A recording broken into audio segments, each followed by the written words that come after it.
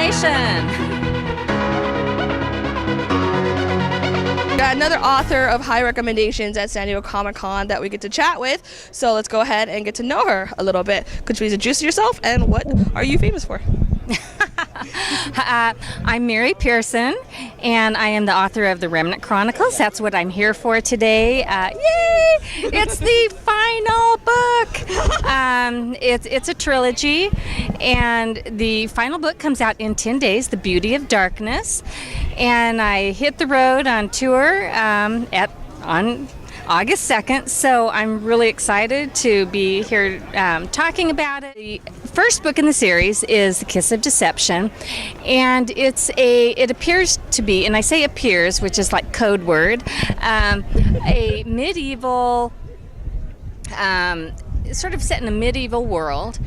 And it's about choices and deception. Obviously, there's deception in the title, so that's kind of that's another code word. Pay attention. And it's it starts off with a princess on her wedding day, and she's in an arranged marriage, and she decides that's not for her, and so she takes off because has other goals in her life. But at the same time, the prince that she jilted takes off looking for her because he's a little ticked. And at the same time, an assassin also starts looking for her because he wants to make sure that this alliance of marriages doesn't have any chance of happening. And the thing is, they both end up arriving in the village where she has found refuge. And when they arrive, she begins falling in love with one of them. But you don't know who is who. Is she falling in love with the prince or the assassin?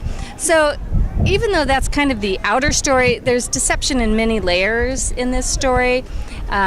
In the histories of this world, and so that's kind of one of the things I explored is, there's always this gray area of how we show ourselves to the world, and then the real us.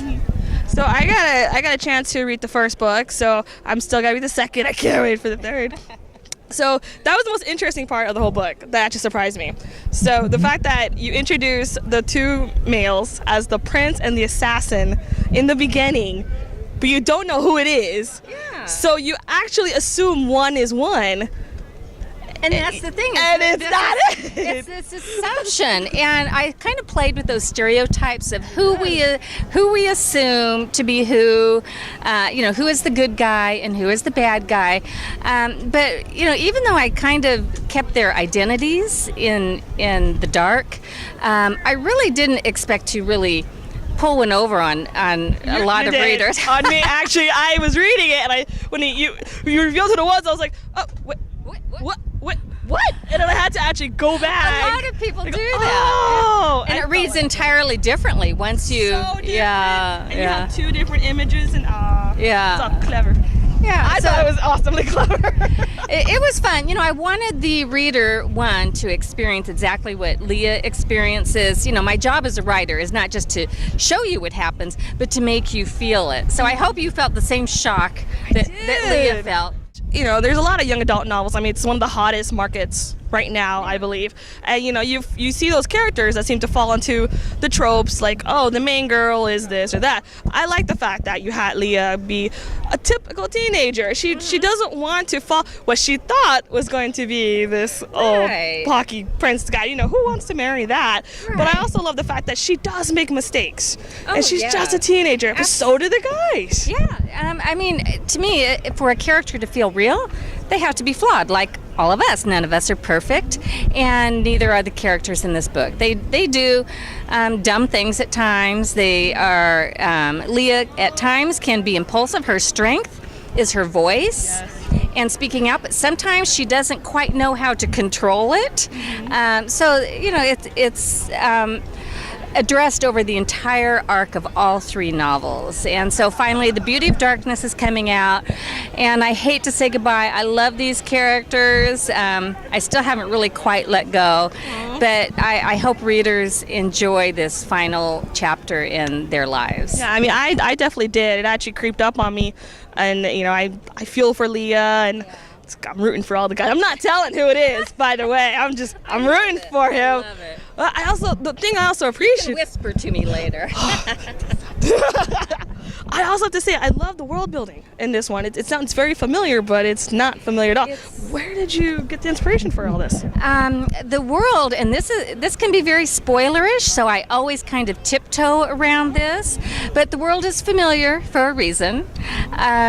So I think I drop clues through every book, and I increase those clues through the Heart of Betrayal, which is the second book in the series, and then I add more clues without outright saying it in The Beauty of Darkness. So I think it's pretty obvious where this world takes place. But that's, when I was creating it, I had to imagine a world based very much on our world, but how it could look with a few tweaks and changes. Now, do you have anything planned after the third one? Well, I always have something planned because my brain will just not rest. Fantasy? More fantasy. I will definitely stick in the fantasy realm, and because I have three ideas simmering right now. One is in the same universe as the Remnant Chronicles because it's really hard for me to get out of that. But the other two are still fantasy, but in very different realms. None of them have the same characters. I feel like Leah, Rafe, and Caden's story is done. But, I'm not sure. What I do is I let these ideas simmer, and eventually, because it takes a long time to write these stories, they are monsters. The last book is 688 pages. So it takes a long time. So for me to really stick with something, it has to keep knocking at the door of my brain and saying, please write me, please write me. So I'm letting one of these three ideas kind of rise to the top. Like to say to your fans when they're struggling, whether to be a writer or to something to their life, just to give them a little bit of motivation from their favorite author? I would say if you are a writer and you're feeling doubt, join the club. It is normal. It is completely normal. And the most important thing is don't give up. Talent is much more common than you think. I believe we have to nurture our hearts and our love, and persistence is the key. It is absolutely the key. Just keep going and know that you are not alone. And then what is like your favorite music or book or movie to relax, just to get away from it all? Well, I have playlists that I listen to when I'm writing, and that is another thing that is very helpful, that kind of gets me back into that world. And I listen to Ed Sheeran, so many. I'm just trying to think. Some I don't even know how to say. I don't know how to pronounce her name, but he's a classical pianist, and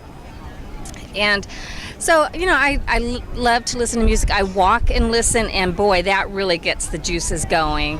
And then, as far as films go, I love, there's just so many. It's like choosing my favorite book. I get that. Yeah. Depends on the place.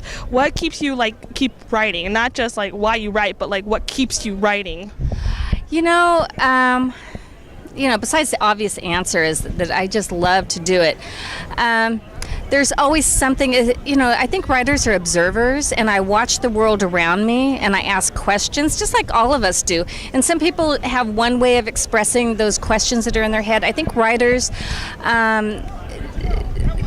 sort of extrapolate and go on to the what ifs. Well, this may be true in this world, but what if? Mm-hmm. And so I do this in my head. My husband will see me. He goes, "You aren't listening to me, are you?" And my brain is sort of spinning. So it's just, there's always stories just going in my head, and eventually I have to write them down. It's an illness.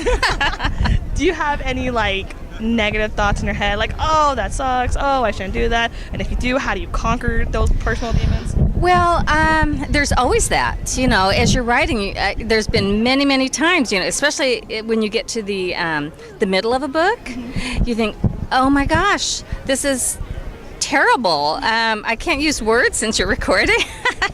The words I would normally use. Yeah. But it's like, oh, I have to call my editor and tell her this is not going to work out. Doubt is inevitable. And so I have a lot of tricks that I use. I'll just say, there's revision. You take care of it in the revision. And it's like, you felt this way before.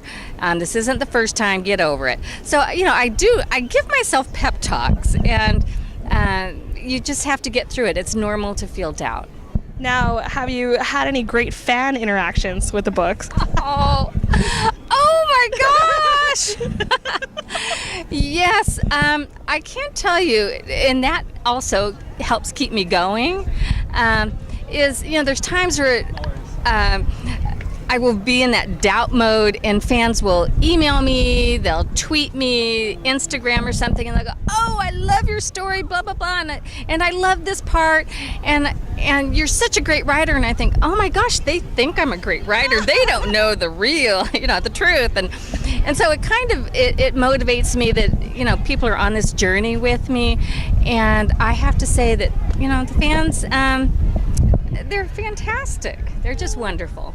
It's been San Diego Comic-Con for 2 or 3 days now. I've lost count. Yeah. And this is like the place of inspiration and creativity. Since you've been here, have you seen anything you're like, whoa, that would make a great story? Not really, because I'm just like fangirling and in awe, and I'm going, oh, look at over there, So yesterday I went to the Vikings panel, and oh my gosh, I love everything they had to say about powerful women. Catherine Winnick plays Lagertha in that, and she's just such a. See, I'm fangirling. I don't know what to say.